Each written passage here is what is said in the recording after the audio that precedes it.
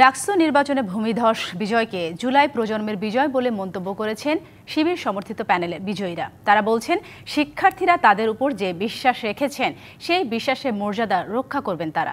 ঢাকা বিশ্ববিদ্যালয়ের সব ধর্ম, বর্ণ এবং মত ও পথের শিক্ষার্থীদের নিয়ে একসাথে চলার প্রতিশ্রুতিও জানান বিজয়ীরা। ঢাকা বিশ্ববিদ্যালয়ের সিনেট ভবনে প্রতীক্ষার রাত পোহানো সকালে ফলাফল ঘোষণায় শিবির সমর্থিত প্রার্থীদের ভূমিধস বিজয়ের পর সমর্থকদের উচ্ছ্বাস আর করতালিতে প্রকম্পিত হয়ে ওঠে হলরুম।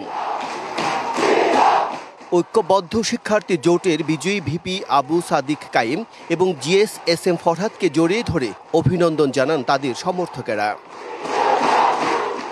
পরে তাৎক্ষণিক প্রতিক্রিয়ায় বিজয়ীরা তাদের বিজয়কে জুলাই প্রজন্মের বিজয় বলে অভিহিত করেন।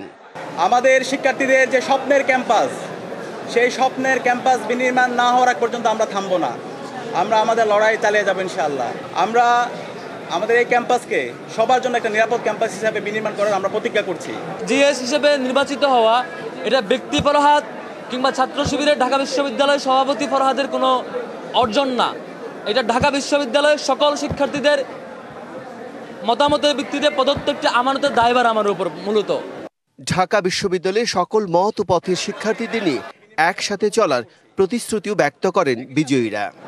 আমাদের এই ঢাকা বিশ্ববিদ্যালয়ের যে ধর্মের, যে পথের, যে মতের, যে আদর্শের লোক না হোক না কেন, আমরা সবাই একসাথে কাজ করব। এ সময় শিবিরের কেন্দ্রীয় কমিটির সভাপতি বলেন, এ বিজয় তখনই পরিপূর্ণ হবে যখন শিক্ষার্থীদের দেয়া অঙ্গীকারগুলো নবনির্বাচিতরা পূরণ করতে পারবে। আমাদের বিজয় তখনই পূর্ণতা পাবে যদি আমরা আমাদের যে অঙ্গীকারগুলো করেছি, আমরা যে প্রতিজ্ঞাগুলো শিক্ষার্থীদের কাছে দিয়েছি, তাদের যে চাহিদাগুলো আমাদের প্যানেলের ভাইরা শুনেছেন, তো এই চাহিদাগুলো এবং এই প্রতিজ্ঞাগুলো ইশতেহার যখন বাস্তবায়িত হবে তখনই আমাদের এই বিজয়টা পূর্ণতা লাভ করবে। দীর্ঘ 6 বছর পর অনুষ্ঠিত হয় মিনি পার্লামেন্ট খ্যাত ঢাকা বিশ্ববিদ্যালয়ের কেন্দ্রীয় ছাত্র সংসদ ও হল সংসদ নির্বাচন।